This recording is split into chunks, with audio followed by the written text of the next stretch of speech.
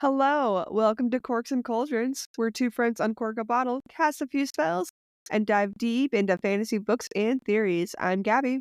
And I'm Jen. Quick disclaimer, this is an adult podcast about adult books. So expect spicy language, spicy content, and spicy spoilers. Now let's pour a drink, grab a snack, and get started. We're covering chapters 6 through 11 today for Gild and the Plated Prisoner series. So, Jen, what did you cook up for us today? Tonight I picked a butternut squash and apple soup with croutons.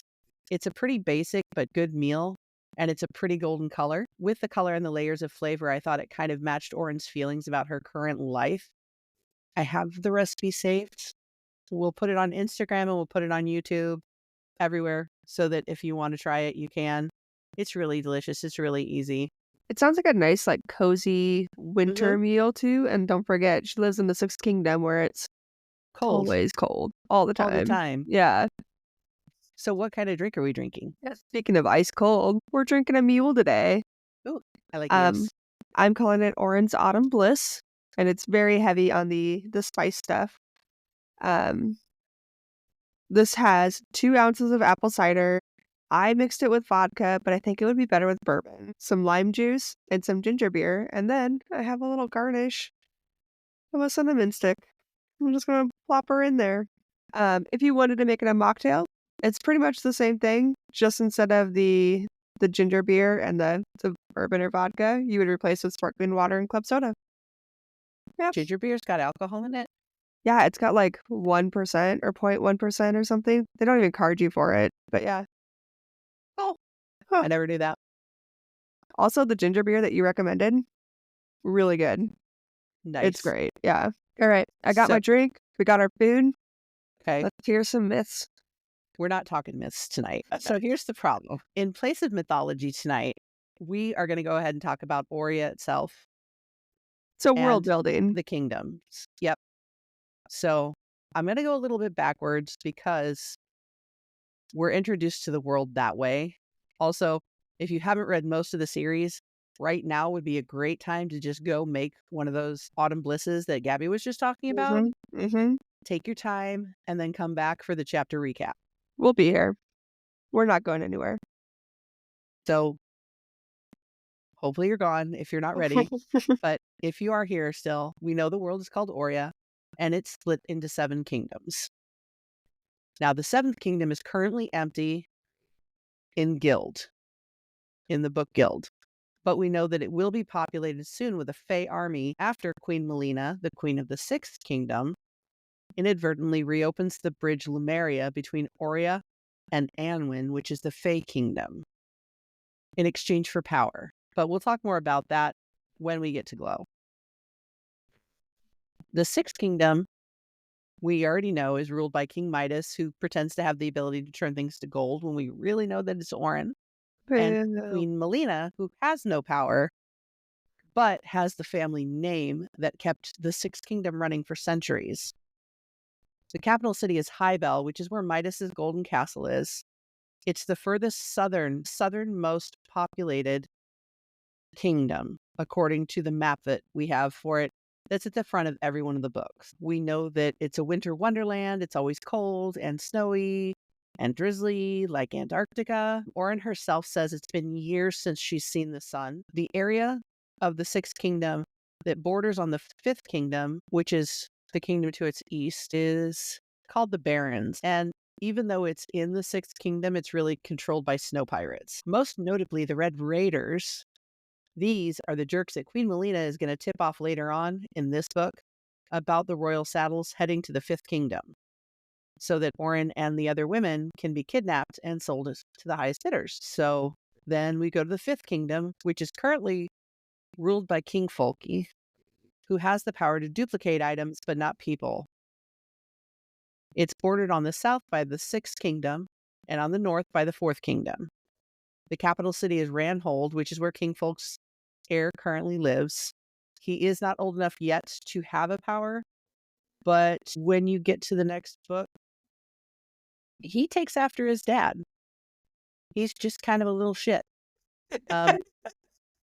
It is not as cold as the 6th kingdom, but it's still chillier than the more northern kingdoms. So if you want it on a comparison on Earth, we'd say probably like Canada or the northern United States.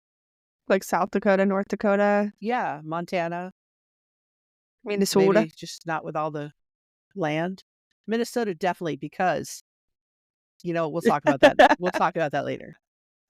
So moving on, the fourth kingdom is currently ruled by King Ravenger, aka King Rot, aka Commander Rip, aka Slade, aka the best book boyfriend. But he has the power of rot, and he can make anything rot. People, buildings, vegetation, water. You see where we're going with this. Everything, just everything. He's bordered again on the south by the fifth kingdom and on the east by the third kingdom. The capital city is Brackhill, and this is a warmer, like temperate zone, but it's more like swamplands. So we're talking like New Orleans and the Yeah. areas around it, like Louisiana. Yeah. So they don't really have a lot of farmland, but they do have mines that have a lot of jewels. So they can trade. The third kingdom is currently ruled by Queen Kalia, who has the power to hear like all the conversations around her, and She's our gossip girl. she is Gossip Girl. XO. And she can even, so what's cool about her power, and King Rot's King Rot, and his power is powerful, but I think that hers is more powerful because she can control the spin. She She's is like like a news network. the media manager. Oh, Yeah. because she can even take what she's heard and like regurgitate it to you in that person's voice, and she can edit it to put whatever spin on it she wants. She can take things out of context. I don't know So if I agree that it's the most powerful. I think of all that we hear about, I think she's got the most control and she knows how to wield it the most effectively. that, yeah, maybe Yeah. that's why I think the way I do. Yeah. She is not afraid of her power. And she uses it like crazy. Okay. Like we already said, her kingdom on the west is bordered by the fourth kingdom.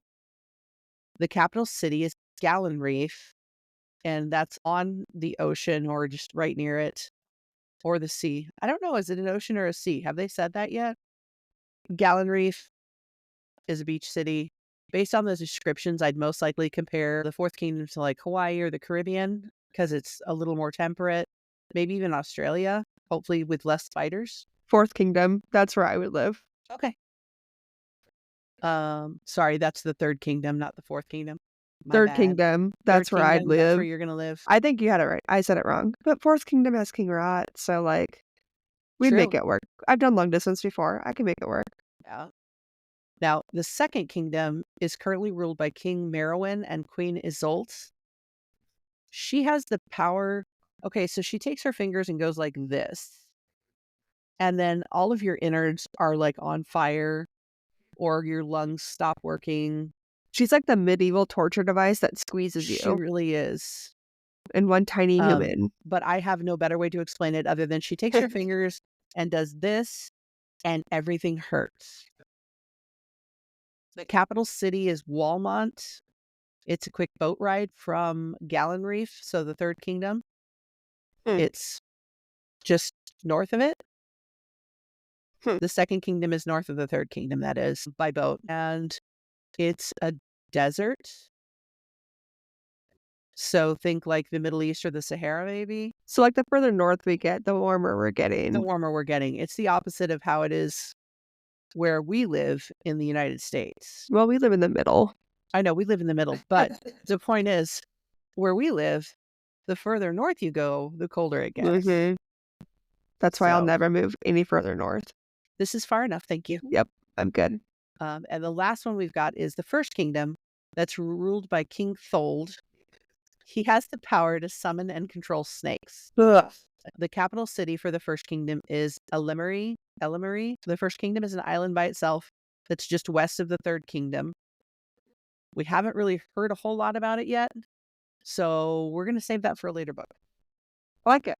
I don't know if we ever actually end up hearing a ton about the First Kingdom. I don't think so. I think we mostly focus on the 7th through the 4th or 3rd.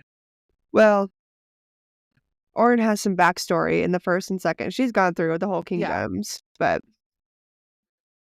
I don't think we hear a lot about like the rulers and all of that stuff. Not really.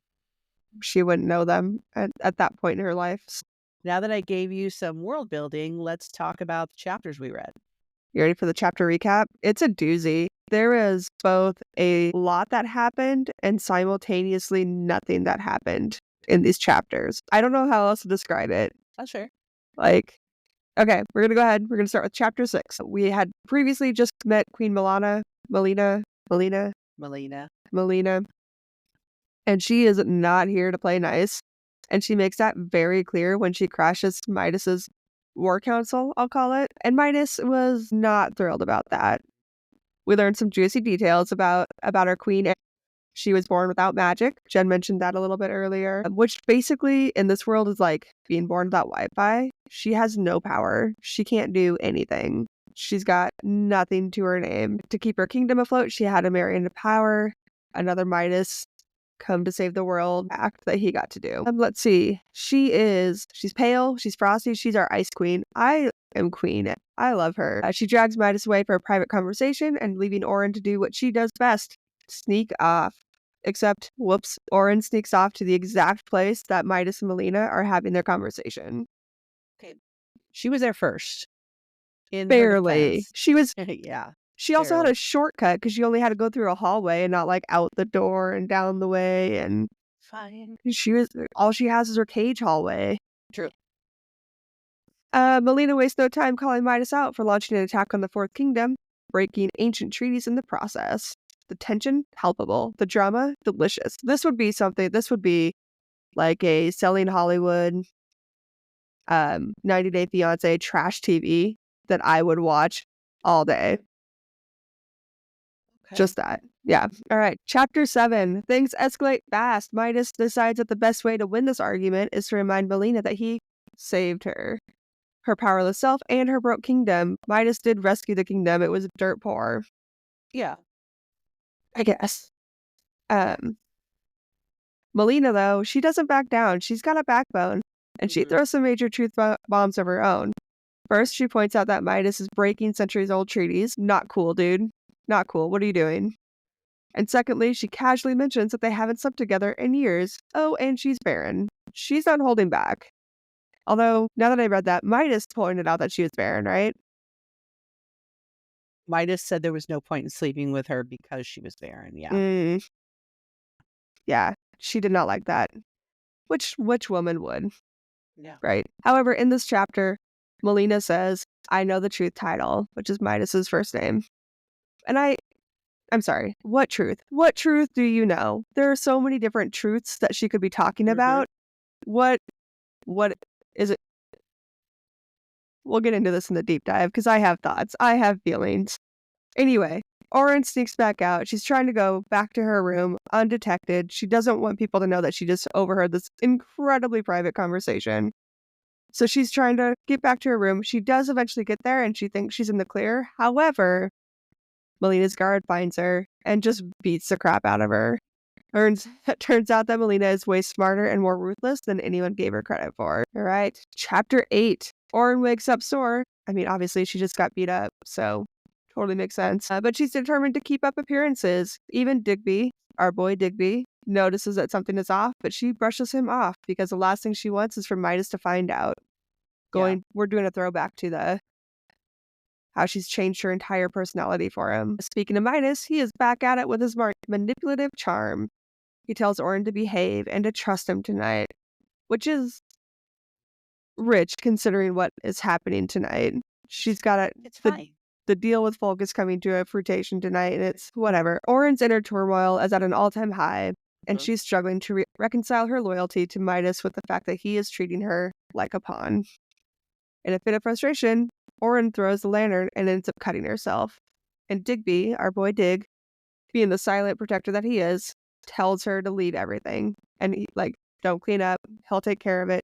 Orin does try to clean up and she cuts her hand, but our boy Dig takes care of her. He even brings her a better lamp. He He steals it from the does. library, but I love that so much. yeah. Um, Orin has this moment of realization about how much Digby actually cares for her compared to what she's used to. And like, maybe girl, maybe this is what you should be looking for. All right, chapter 9. It's time for dinner. This is the dinner with Midas Folk and all the it's basically the party. It's the dinner party, not the Office episode, which was great. The Midas episode, which is going to suck. Orin is getting ready. This whole chapter is Orin getting ready for this dinner party and her inner monologue. And there's not a lot that happens in this chapter. She's getting ready. She's not ready to be a nice little obedient. She keeps calling herself a mouse. She refers to herself as being a mouse, being timid like a mouse. Midas provides a dress for her to wear that she has to wear, and it's much more risque. Revealing. Yes, than what she is used to. And so she uses her ribbons to alter it to something that's a little bit more covering. It's still risque. Like she's still a saddle, but it provides some support for her, I guess. This whole chapter is heavy on self-reflection. Orin spends a lot of time in her own head, grappling with her identity, her role in the world, and the growing cracks in her trust. It's, like I said, this whole chapter is just literally her getting ready for this dinner party. Not a lot happened. Chapter 10. The party has started. It's after dark, and Orin is going down to the party. Then this party is everything you would expect from King Midas, right? You got booze, boobs, and more booze. And gold. Can't forget the gold. Midas throws these parties like it's his full-time job. Orin, of course, has to cash in. She's the prize for the night. She's got to hang out with Folky. And we can't forget how gross, I guess, Orin finds him. She is not attracted to him at all. He's cringe. He's very cringe. And this is something that even Digby can't save her from. I do think he would absolutely try if he could. I just don't think even he knows his limits, right? Yeah. All right. Chapter 11 is all about humiliation. Orin is forced to feed Folk by hand, and it's just as gross as it sounds. Like he actually, sucks on her being, No. She has to sit in his lap. She ends up sitting at his feet like a dog in this chapter. It's just very, very power dynamic in this whole chapter. But because it's a Midas party, Risa's there, and Risa's working the floor. Our girl Risa knows how to do her job and do it well. And Orin notices this and notices that in this instance, while yes, Risa is a saddle and doesn't really have a say in her world, she's in control in this instance. And I think it's really great that Orin is noticing this. And the very end of this chapter, Folk announces that he's taken Orin back to his room. And the chapter ends with Orin being led away. And we're all, as readers, we're all screaming, how is this actually happening? What is going to happen next? Someone save this woman. Yeah. So that's it. That's my chapter recap. Like I said, a lot and nothing happened in these chapters. Let's go a little deeper into them now then. Oh, I have thoughts. I have feelings. So first off, just so you guys know, these were cringy. I'm sorry. I don't have a better word. From the dress that Midas gives her, her beat down, King Folky, the whole thing is just a lot. I know. So when you say cringy, do you mean like the writing style was cringy or like just everything that happened? That I can yeah. Like you just felt bad for her, right? Yes. You just wanted to take her under your wing and just be like, girl, no, you can do so much better. Yeah. Yep. Okay. Sorry. I totally got you off track. No, you're good. So with chapter 6 and Queen Melina just showing up, I need to just talk about our ice queen. Our ice queen. I don't know if you mentioned this, but I think one of my favorite things about her is her hair. Oh, it's just white. It's white, like Man in White. Man in White. Yep. We're throwing out some Tog references. If you haven't read Tog, please go read Throne of Glass. Back to Queen Melina. We see her storming in to Midas's war party like just a frost-covered hurricane. She is definitely not impressed by the saddles being there and even goes so far as to say something to everybody about it. Yeah, which is fantastic. Polly's presence uncouth, Yes. which is a great word. Like, You- I want to I, squeeze in uncouth more often. I can see her when she first goes in there Just and so she looks around tall, and regal, she's in her peacock blue dress and jewels just her dripping. jewels. Oh, I'm sorry. Her dress was emerald and her jewelry was sapphire, which is what made me think of a peacock. And everything is just dripping power. And she's just the epitome of poise. And I can just see her looking down her nose at Midas going, really? Really? How uncouth. It's just fantastic. She may not have magic, but she can definitely she makes her presence known. I just love how she wields that power. I know it's not an actual power, but when you grow up in a world with power and you don't have any, you got to do what you got to do. And I think she did have to learn that, and I think she did a great job. I agree. And there's no love lost between Midas and Melina. None. This relationship is icy at best. um there's always tension crackling between Midas and Melina, and Oren, again, this whole book is from her point of view, so we're getting a lot of backstory from her. She lets us know that they're barely civil to each other at all times. Yeah. Like, it's not a happy marriage. It's giving political alliance and not marriage, which is exactly what it was. I mean, It is. yeah, the vibes are uncomfy for everyone. The vibes are off. And even like, we know that Queen Melina hates Oren, and Oren's not super comfy around her. But even the other saddles are not immune to that. We talked about Polly. Polly basically ran away as soon as she could when Midas dismissed her. Like, took the wine pitcher with her, ran away. She Just was probably like, needed that though. I would have. Yeah. After Polly leaves, Melina turns her attention to Oren and says, "You shouldn't have your shiny toy out during the strategizing." Excuse me, ma'am. Miss Ma'am. Wow. That was cold. That was cold. And I'm kind of here for it. Yeah. Yeah. Well, and after she has some fun embarrassing both kings, She did. She she really embarrassed both of them. says that she wants to talk to Midas privately. And then she just takes him Ask. out. Yeah. Yeah. She demands to speak with him. And before they leave, Folky, of course, because I He's don't like to generalize this, but he just does that classic females, hey? Right, it's Midas? that And like it's frat just, boy. yes, Yeah. exactly. Even Melina is just like, nope. Her hands, fists in her skirt, like she's holding them down at her sides, and she's just grabbing her skirt to stop herself from just decking him, Yeah. which I would have been cool with. I think she needed to. Yeah, and it's not a big thing, but it lets us see that Melina might be powerless, but she does not like to put up with the way that she's treated. We see that a lot too in Yeah. this book and in these chapters. Yeah, we do. And we don't just see it with her, we see it with most all of the women. Mm-hmm. Like, there are a select few who don't hold back. But in general, and I think that that's because we're mostly seeing either powerless women or saddles who Yeah. aren't even, I mean, they have power, but it's not the right kind.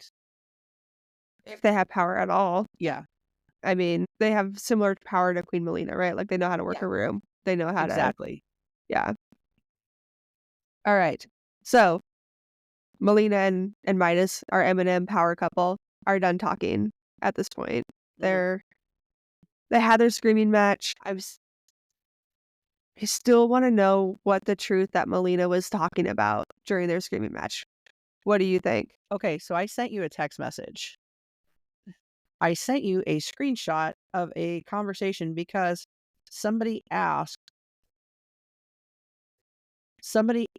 what the secret was. They were like, what is Yeah. Did she know Melina's about truth? What Did she is know she about talking about? Oren? Did she know about Yeah. is Midas the one who's barren? I mean, men like to blame women in this scenario. Raven Kennedy herself is the one that replied, which is where the screenshot I gave you. And it says, "Nope, that was just to throw you off. The truth Rude, is, Raven, rude. You're on she my list. knew that he was tricking Folky into invading the Fourth Kingdom so that Ravenger would take it out on the Fifth. So essentially, she was figuring out that Midas had this plan of manipulation and making moves politically. That is the truth that she knew." That's so much less exciting than, than my theories. Yes. Raven Kennedy said that on a post from one In of the her readers in the public.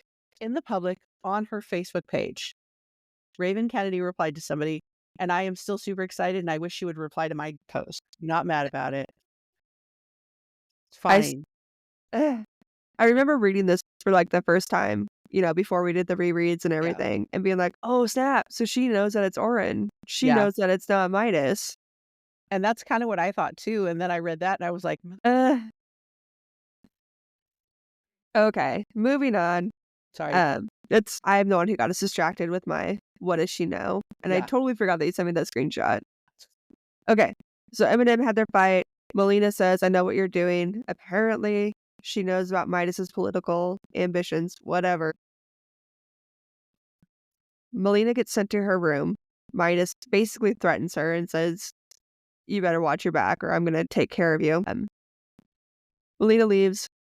Midas gets his shit together, pauses for a minute, like straightens himself out, and then walks back to the room. Orin takes this time to like sprint.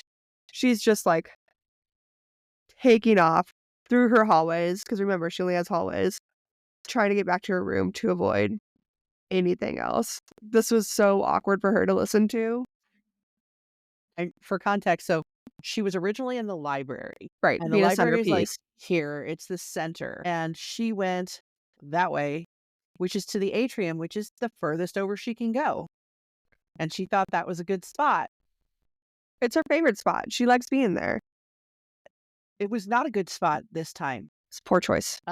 She So chose poorly. she had to sneak back through her hallway through the library area without anyone seeing her, which is where the advisors are. King Folky's in there. The guards Midas are in ends up there, back but I don't there. really see the guards saying anything, but the guards were there. Midas was going back there, and she really wanted to avoid Midas Mm-hmm. a Yeah. lot.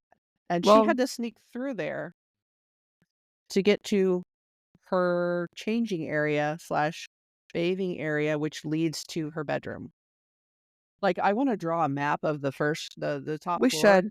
of the castle, We should so draw we that. can have a visual. But that's how she had to sneak. Yeah, because it's basically just one long hallway across the top floor. Because she's in a fucking bird cage, guys. She's literally caged up. Mm-hmm. Anyway, also in this chapter, there's a ton of world building that Yep. happens in this chapter. Yes, there is. And we talk about Oria's political system and how it works. If you want to rule, you have to have magic, which Midas exploits, but that's okay.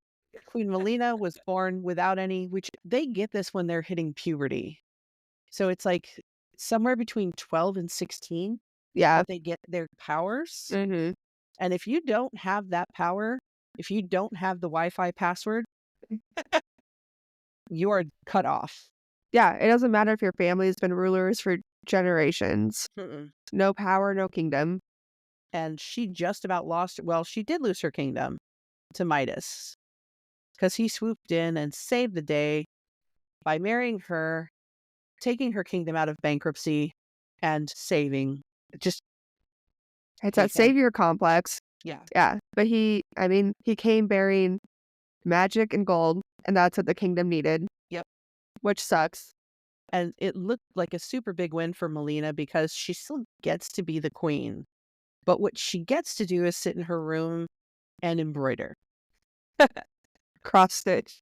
Yes. While her kingdom is ruled by, well, honestly, a nobody. A fraudster. Yeah. Yeah. But the kingdom is booming now thanks to Midas. She gets to keep her crown, but she's really just, he kind of just pulls her out like he does Oren. Like, he pulls them out for different situations. Mm-hmm.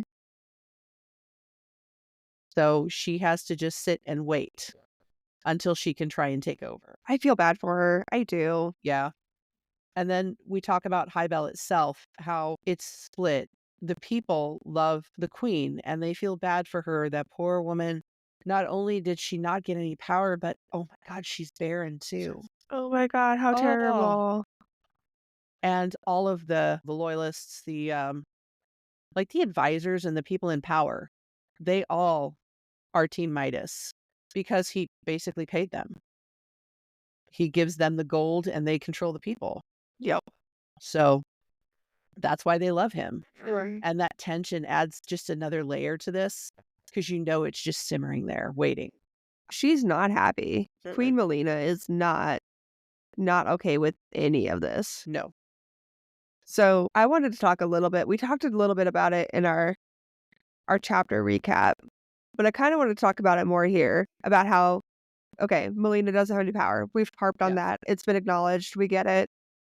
But the way that she wields her presence anywhere she goes, Mhm. do you think that's a side effect of not having any power, or do you think it's because she grew up being groomed to be the queen and that's just kind of part of it? Do you think it's a combo of both? It's both. I think that she hides her fear. I was gonna say rage. Well, it's kind of both Yeah. with that just commanding presence. So she wants people to know that she's not small, no matter how small Midas tries to make her feel.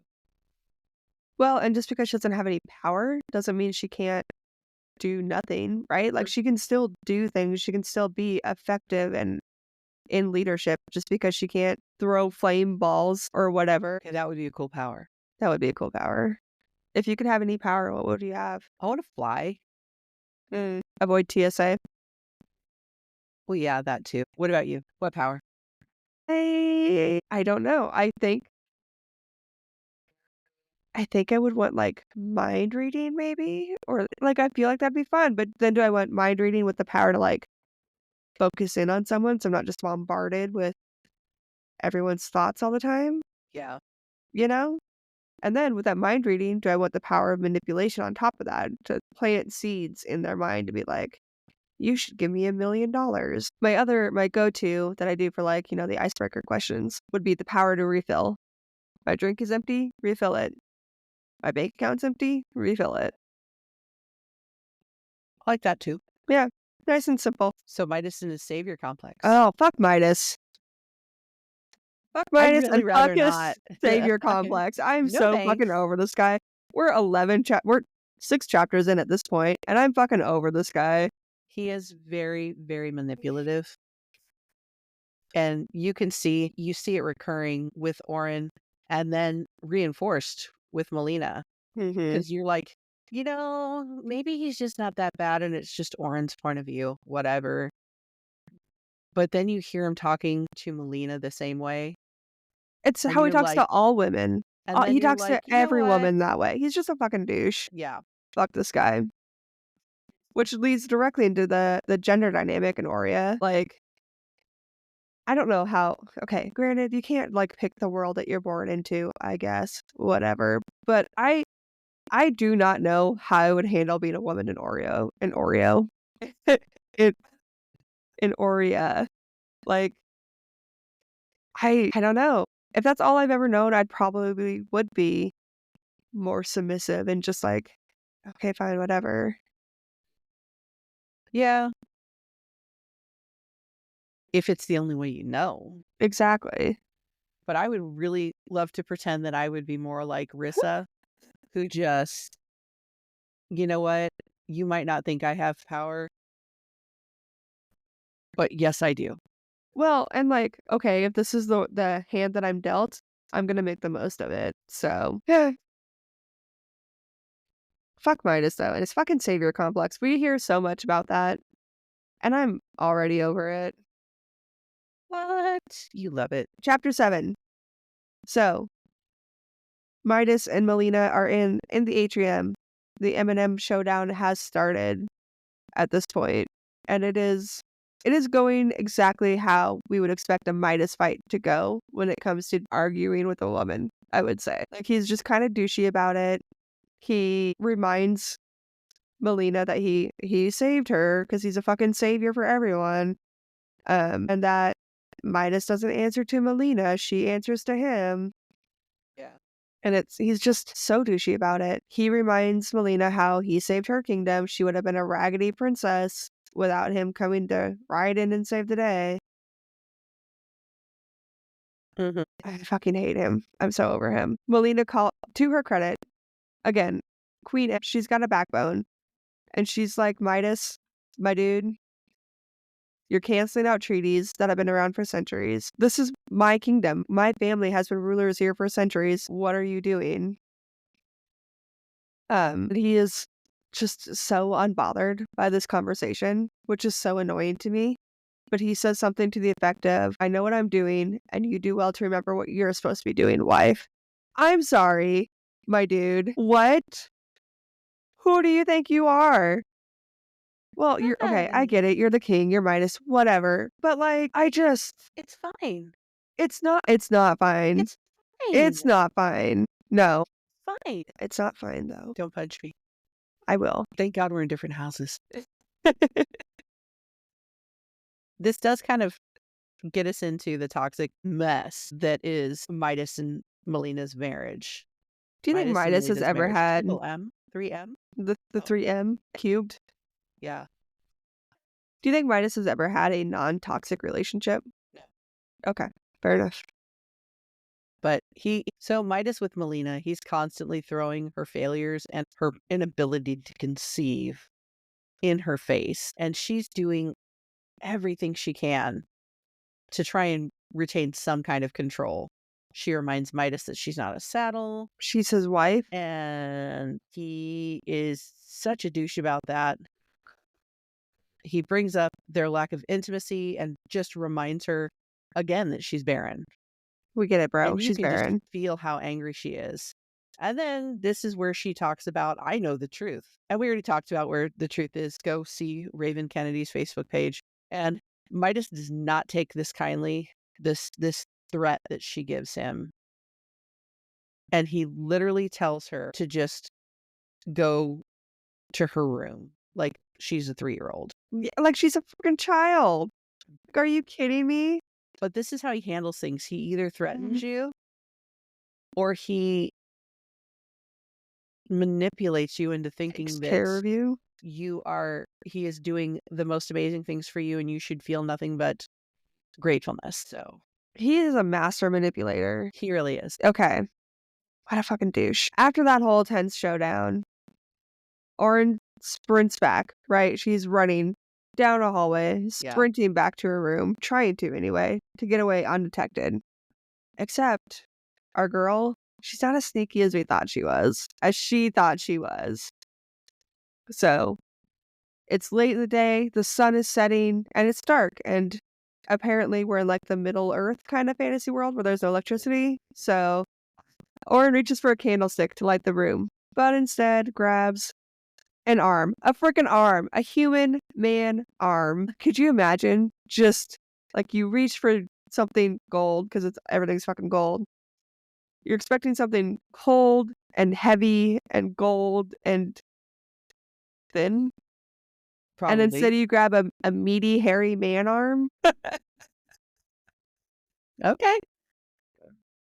I would scream. I would scream. Well, I don't think she even got the chance to scream. I don't think she got the chance to scream because what happened was Queen Melina had her guard in Oren's room and basically had Oren beat up.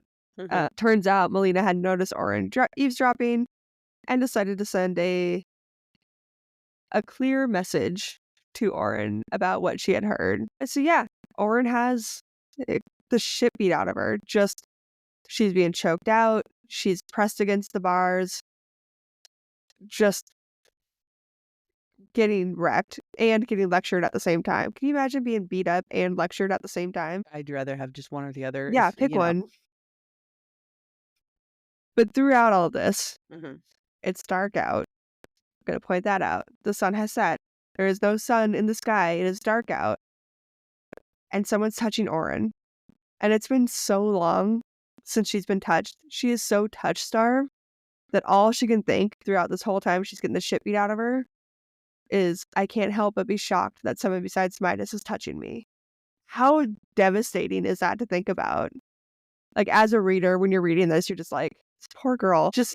She just wants affection. And it's the whole experience is sensory overload for her, which I would imagine getting the shit kicked out of you would be sensory overload. But also the fact that it was just the touch that really, like, put her over. Yeah. Well, and Melina is not just letting the guard do everything. She's lecturing too. She's definitely lecturing her. She talks about Midas's strange obsession with Oren. So she calls her a golden touched orphan. And then she says, you were of no consequence to me then, and you're of no consequence to me now. And she's talking about at the beginning of their relationship a decade ago with Midas. She didn't really care about Oren back then. Why would she? She still doesn't, other than it bothers her that he chose to turn Oren gold. I don't care. You can try and convince me that there's some other reason, but the fact that he chose Oren over her. She's jealous. And I think that that's how she feels. Yep, she's jealous, straight up. And then the meanest thing that she says. This was straight out of, like, Mean Girls. Yeah. The meanest thing she says is when she says the second part of, you were of no consequence to me then, you're of no consequence to me now. And she says, you know why? Because you're in there and I'm out here. Just a dagger to the gut and a twist. Yeah. And just. And Oren knows there's nothing she can do. She's trapped. She's powerless. She's completely at the mercy of Midas and Melina and everyone that can be not in this cage. And I know what you guys are wondering. You're wondering, where the fuck is Digby? Where is Digby? Our hero, our savior, our main man. Well, our main guard man. Our main guard man. This is actually Oren's fault. Oren. Because when she was like 18, which would have put this, 5 years ago? How dare an 18-year-old? Yeah. 4, 5, maybe 7 years ago in the timeline, she pitched a fit because she didn't like people watching her while she slept. How dare she? Thought it was weird. So Midas caved and went, you know what? That's fine. In the evenings at night when the sun goes down, you won't have to have anyone no watching. Guards. No guards. No guards. Joke's on you, Oren. Should have kept those guards. Mm-hmm. That was really mean. It's never the victim's fault. But Oren, girl, I totally get wanting to respect while you sleep or privacy while you sleep. Because I wouldn't be able to sleep either. But what if you're not just sleeping? Well, she's a saddle, so. And later on in the books, we find out that she never really enjoyed any of the acts. Right? That's true. That's true. So, well, she enjoyed them with Midas because it was a whole different, it wasn't forced, but I don't know. All right. Fine. Fine. Let's talk about chapter 8. Chapter 8, wounds, lanterns, and manipulation. Classic Midas. Fucking classic Midas. All right, so chapter 8. Oren wakes up sore, both physically from the breakdown she took, courtesy of Melina's guard, and emotionally from, her life. Our girl has not had an easy life. She is bruised, she is battered, and she is still determined to keep it all under wraps because of our boy Digby. Digby would absolutely run straight to Midas if he thought something was going on with her. He wouldn't. And he wouldn't do it maliciously. Yeah, it would not be mean. It would be, she's my charge, something's wrong, you can fix it. Yep. So Oren is trying to avoid all of that drama with Midas. And I don't know if I blame her on that one either. However, Digby still notices something is wrong. As try as she might, they've been guard and prisoner for years, right? So he knows Oren does what she does best, and she pretends everything's fine. Yep. That's like her default mode is just, well, look at all the bright sides we counted, right? Her Yeah. default mode is just, it could be worse. There's always a bright side, which I always call you out on. See, you and Oren, one and the same. You know what? Let's just talk about Midas instead. Okay, Oren pretends that everything is fine and soldiers on. This is such a telling moment for her character. She's so used to hiding her pain and her emotions that it's just second nature. Anyway, Oren's hiding everything. She's hiding everything from Digby. She's lying to our boy Digby. Yeah. So Digby is stepping away to do his rounds on the top floor. While he does that and Oren is distracted, Midas sneaks into her room. No boundaries. None. It's his kingdom. It's his kingdom. He can do whatever he wants. I mean, I But guess. he sneaks in, leans against the wall. He's not touching Oren, and it's daytime.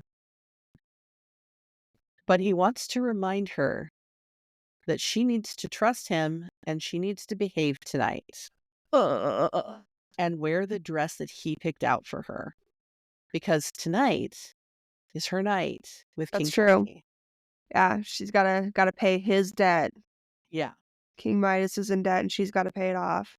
And I want to talk about her dress real quick because It I know sounds we've gorgeous. hinted at it, but we haven't really talked about it. It's gold, of course, because everything is gold. The description of it reminds me of like a toga. So it's just like, it's very sheer Mm-hmm. and it's got shoulder, no arms, and it's got slits all the way up to the hip. And that's the dress. It's cut down to here And of course, no back. and there's no back. Yep. Because Oren is who she is. The dress sounds gorgeous. I wish I had the confidence and the body to rock that dress. I will never have the confidence to do that. But yes, But- the dress sounds gorgeous. Yeah, but she's But- freaking out. She's having trouble. He's telling her, "You trust me, don't you?" And she's looking at him, and I think for the first time, she's like, The first Yeah. time she thinks it. Us And- as readers have seen yeah. different hints at it. But you see the fake smile come up, and she's like, Mhm. "Uh-huh, I totally trust you, I babe. definitely trust you. Yeah. I Yeah. love you." If they were a modern couple, they'd be calling each other babe 4 times in that sentences. Yeah. Yep. And then he leaves. And then he leaves. Yes. And Oren snaps. Everything's coming to a head. She's been under a lot of stress. There's a lot of stuff going on. She doesn't want to spend the night with folk, and I Don't blame her. don't blame her. Okay, granted, she's a saddle. It's her job. Whatever. She's touch-starved. No one touches her ever. Midas barely touches her. Midas barely pays any attention to her Yeah. unless he's trotting her out in front of people to show her off. So this will be like the first time she's actually had to be a saddle. This dress was a slap in the face that you're a saddle. Yeah. So the question now is to behave or not to behave? Never behave. No, at the end of this chapter, Oren's finding herself trying, she's just thinking about behave, not behave. What if I don't behave? What happens? Yeah, And- really. Like, what's the worst that's going to happen? And this is the first moment where she actually has that little seed, that little bit of rebellion that's starting to brew in her. We love to see it. She's not just questioning his authority. She's questioning how she's been the entire time and how whether or not being in this cage is really worth it. I think all of it's kind of coming together, right? Because in Yeah. earlier chapters, we talked about how she acknowledged she was weak and out of shape and didn't have any muscles, and she could spend time working out, but LOL, who wants to do that? Yeah. And now she's finally like thinking about all of this stuff that's keeping her down. Yeah. And just, yeah. The fact that she's even thinking about all this stuff is huge, It is. It's a considering big deal. the 10 years of manipulation and Stockholm syndrome that she's going to have to power through. Is it Stockholm What? syndrome? She can just brush it off. It's fine. Yes, it's Stockholm Syndrome. No, I'm not serious about just brushing off Stockholm Syndrome, guys. I am so sorry if you're offended by that. I see the introduction, please. Stockholm Syndrome is serious, but this is a fantasy book. Calm down. Yes. Okay, chapter 9, Introspection, Rebellion, and Gilded Reflections. These are all my chapter names. This is not Raven Kennedy's chapter names, but if she Right. wants to take notes, I'm willing to share. Chapter 9 was kind of boring as far as like action. Nothing happened in chapter 9. She hung out in her cage and was anxious. The whole chapter was just her anxiety. I'm not saying that this chapter wasn't important because it did give us a lot of deep insight into Oren and a lot of like how her mind is working and where she's at on things, but nothing happened. So, okay, like we talked about, nothing happened in this chapter. Oren's just hanging out in her cage, which gives her plenty of time to think. And she's thinking about Queen Melina. I mean, she just got her ship kicked by her bodyguard, so of course it's going to be on the forefront of her mind. Oren, as a default, I'm going to say, is either scared or maybe even angry at Queen Melina, jealous of Queen Melina because she gets to hang out with King Midas. Hang out might be the wrong term, but she's free. Melina's Yeah. free and she's not. Melina embodies everything that Oren has been taught to fear: power, cunning, and the ability to strike without warning. But Oren also acknowledges that Melina's life really maybe isn't that great. You know, she's in a childless, loveless marriage to Midas, and she starts feeling a little bit of pity for her. And this whole chapter is about how much she pities Queen Melina. All of it. It's ridiculous. Queen Melina is stuck in a marriage where her husband uses her as a pawn, and Oren can relate to that, right? She's been a pawn her entire life. Queen Melina has no power, no love, and no chance to produce an heir, that's tough when you're royalty and you have an obligation. That's tough. And Oren knows a thing or two about being trapped.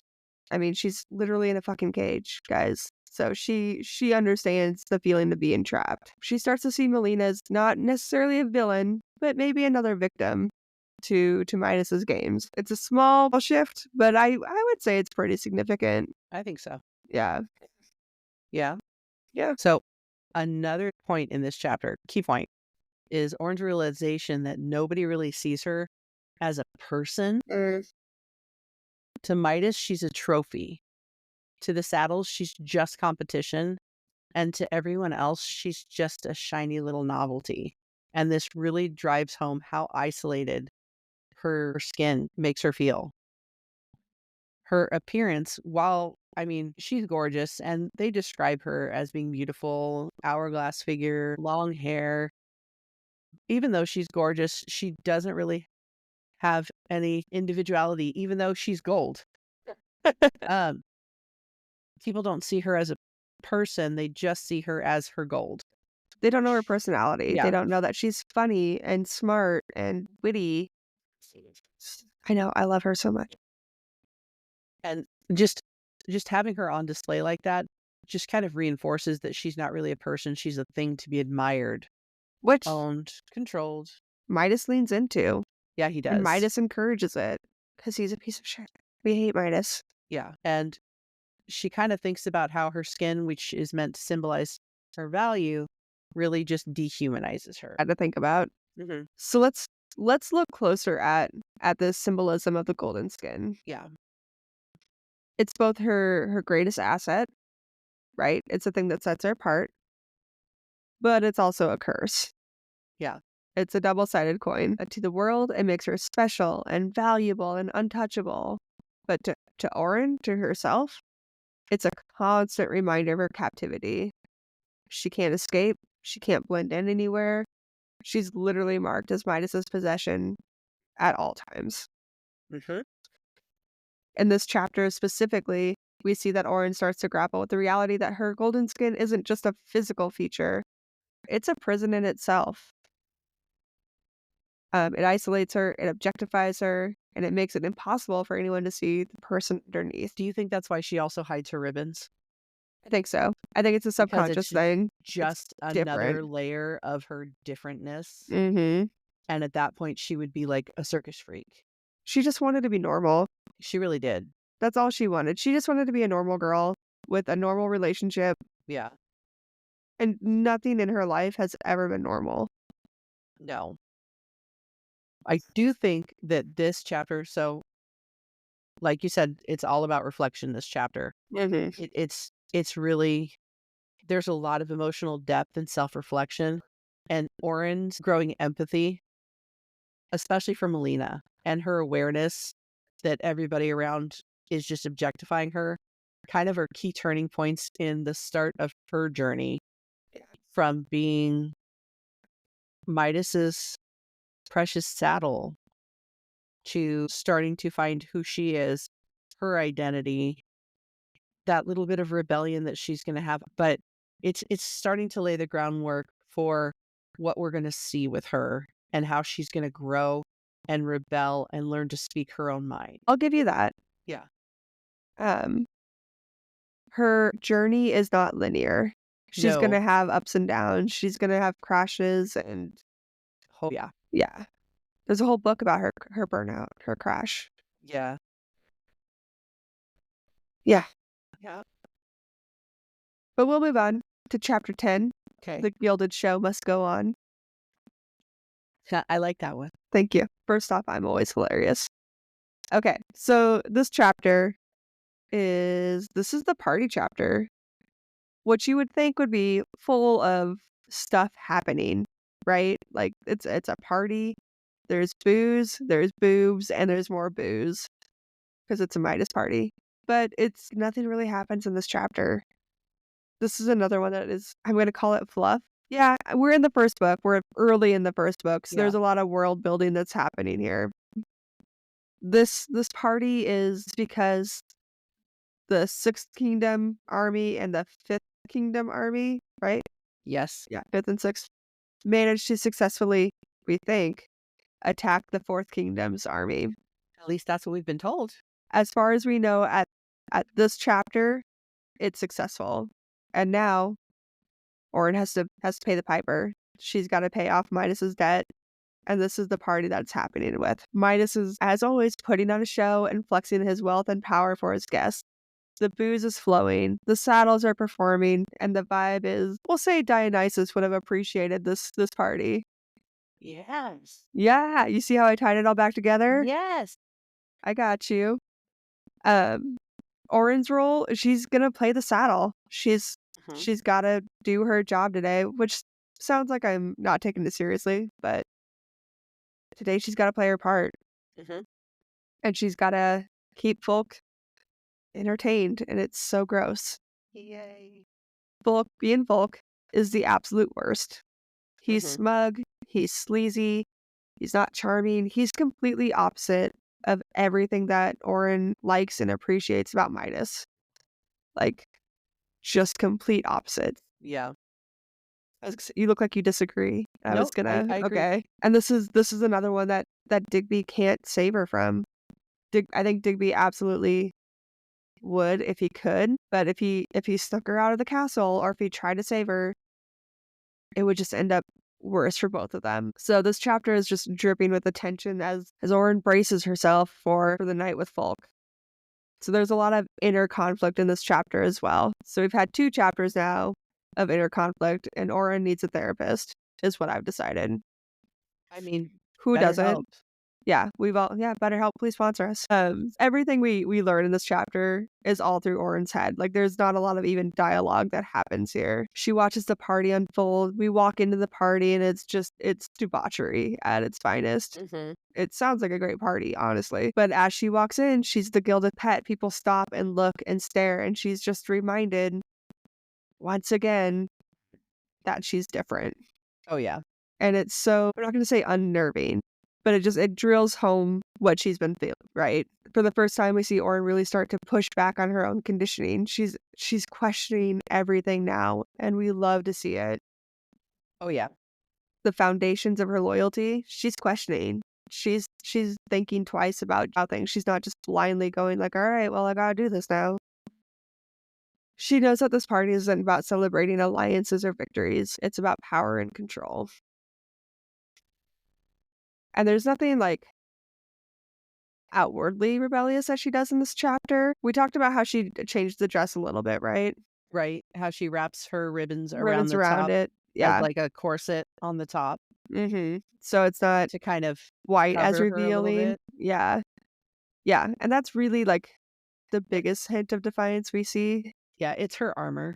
Yeah, yeah. Um, she's starting to see the cracks in Midas's golden facade, and her discomfort with being treated as an object is it's getting harder for her to ignore, which, again, we love to see it. This chapter isn't a big, loud turning point, but I do think it's an important pinpoint in her journey. Mhm. It's it's not a grand fork in the road, but it's a little curve, maybe. Yeah, but that's where you get most of who you are. It's True. I mean, everybody makes it seem like it's the big things, Mhm. but it's really all the small acts Yeah. What little steps and did you take? the decisions that you make in the small things that turn you into who you are. That was very wise. Thanks. It's because I'm like really old. Thanks, Mom. Oren's not quite ready to face her feelings here yet, Yeah. but she's beginning to acknowledge them, which is a huge step. I'm still struggling with that. I just don't always acknowledge them right away. So, um, BetterHelp.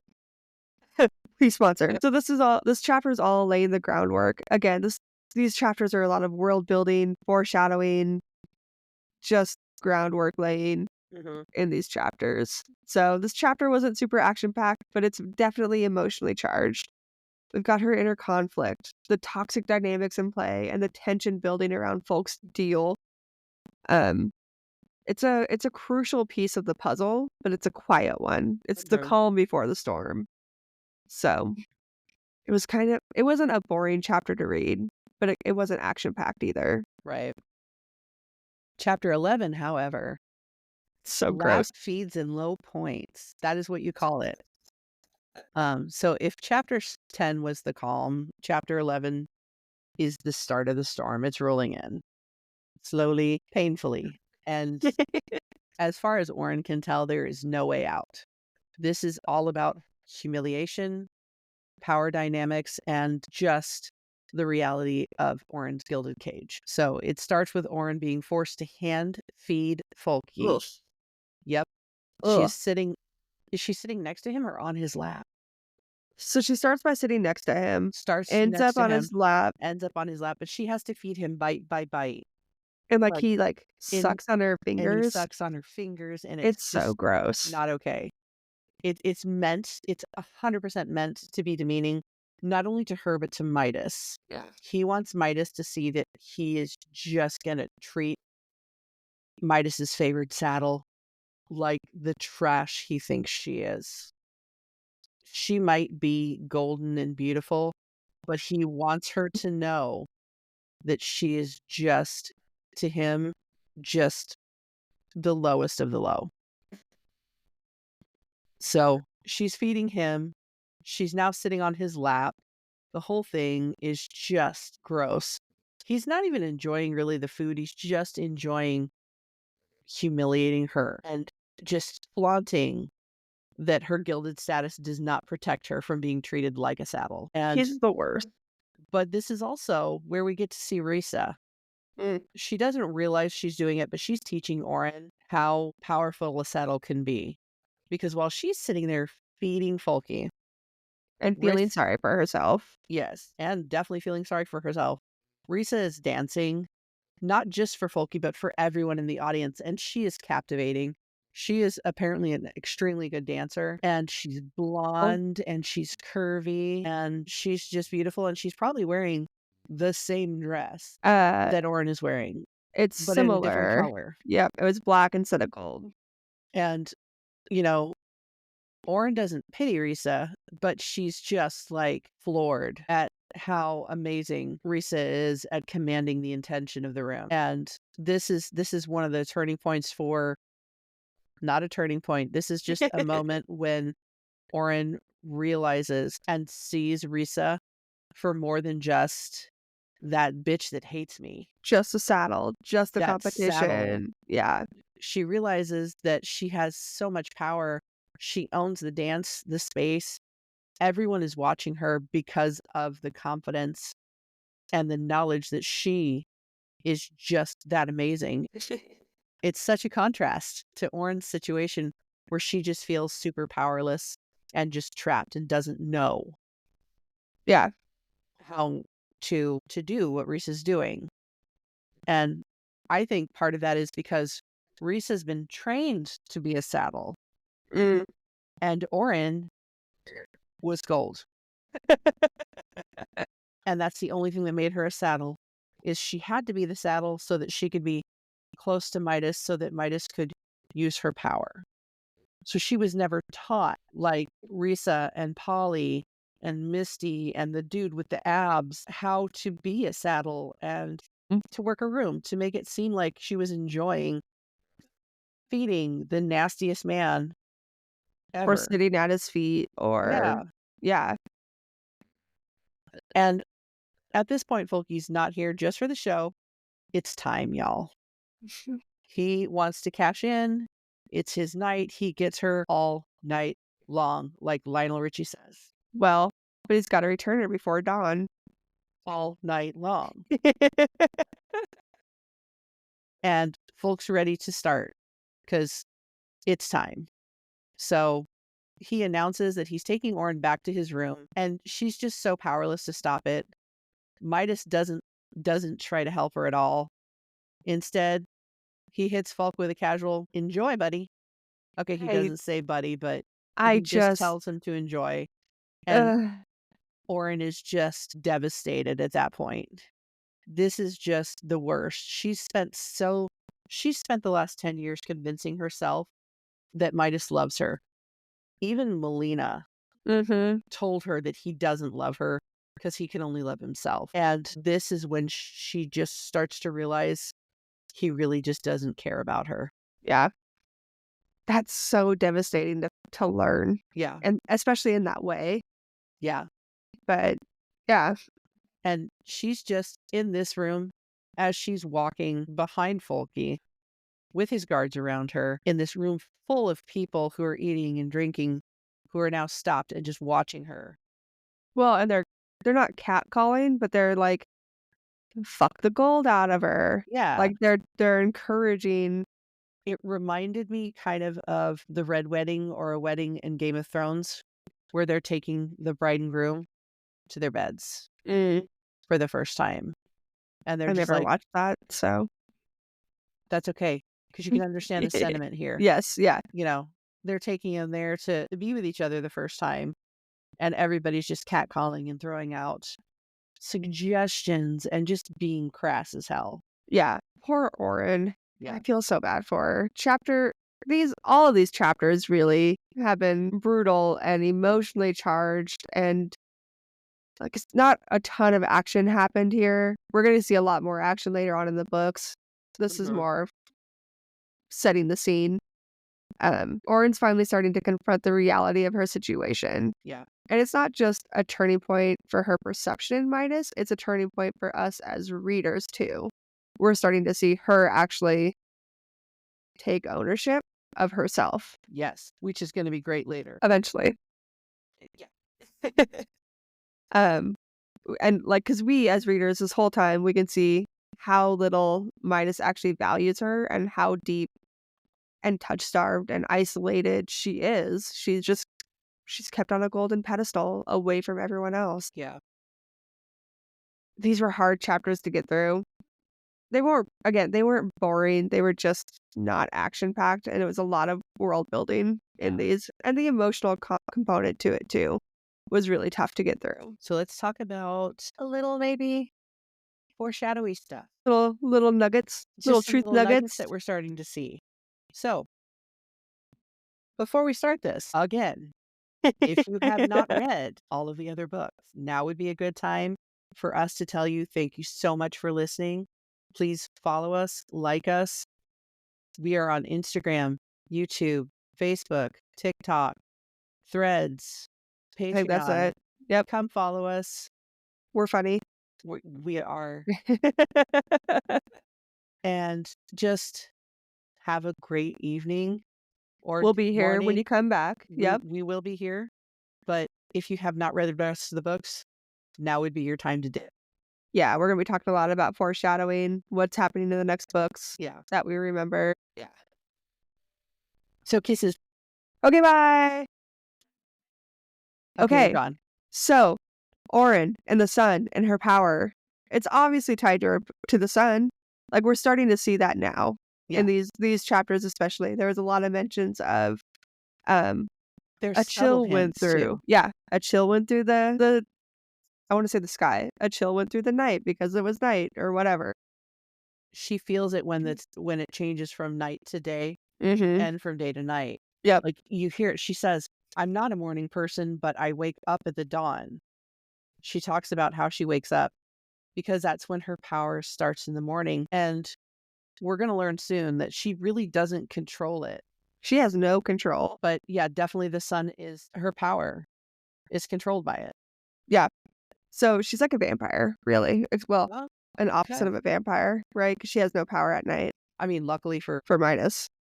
for Melina and her guard. Oh, yeah. Because seriously, her guard, That could have been bad. that could have been very, very bad. Yeah, that could have blown everything Midas has worked for 10 years or Oh, longer, yeah. really. Um, there's also the mention of Folk needs to get her back before dawn. Yep. Midas knows, but he doesn't want anyone else to know Yeah. that it's tied to the sun. Midas leaning against the cage instead of Away from touching her Orin. during the day. Yep. Yep. Because have we read their sex scene yet in No, these thank chapters? gosh. Okay. It's so emotionless and just calculating. I don't know. Yeah. It's gross. Anyway, we're starting to see these Easter eggs Yes. of the sun being tied to her power. And Yes. we'll see that come back a lot more in these later books about how she has to learn how to work without the sun around and how she's going to learn to manipulate her power without the sun. And Slade is going to play a good role in that. Mhm. And I think so does Lou. Yep. Yep. So I like Lou. She's one of my faves. it is Lou, right? Yeah. Okay, good. In the Wrath? Yeah. Yeah. No, you got it. This is also, we get a little bit of foreshadowing about Melina too, Mhm. because We dropped some hints in here too. yeah, because you can see how powerless she feels because as far as she knows, Midas has all the power. Yeah. She has He's none. he's the gold man and she But has nothing. a lot of the descriptions about her are Ice Queen, icy. Mhm. She's got an icy stare. And I noticed she doesn't, even in the beginning, she doesn't wear gold, even though it's required by his court. Oh, that's true. Yeah. Like that could have been part of the reason he had the tick going when he saw her because his entire court is supposed to wear gold. I would And also do she's wearing 5 jewels or 7 jewels instead of 6. oh, But I'm petty. yeah, But even in these chapters, mhm, it's foreshadowed that Melina's gonna be an ice queen. yeah. She's got the icy white hair. She's got Guys, this is going to be her power. This will be her power. yeah, there's talk about how pale she is. Her skin is translucent. It's Mhm. basically icy. Yeah. It's And Orange jealous of her skin, and that's well, yeah, because she's it's so pale, pale, not and she's gold. not gold. Yeah. I think Orin would be jealous of our skin, and we're not exactly pale. Pale. Well, paler than what I want right now, but winter in the Midwest. Yeah. Yeah. All right. Anything else you want to talk about with Queen M? I don't think so, and we've Not already yet. talked about Risa. That's true, and how she can control the room, and how Orin's impressed by that. And I love Risa. I know, guys, she's a saddle.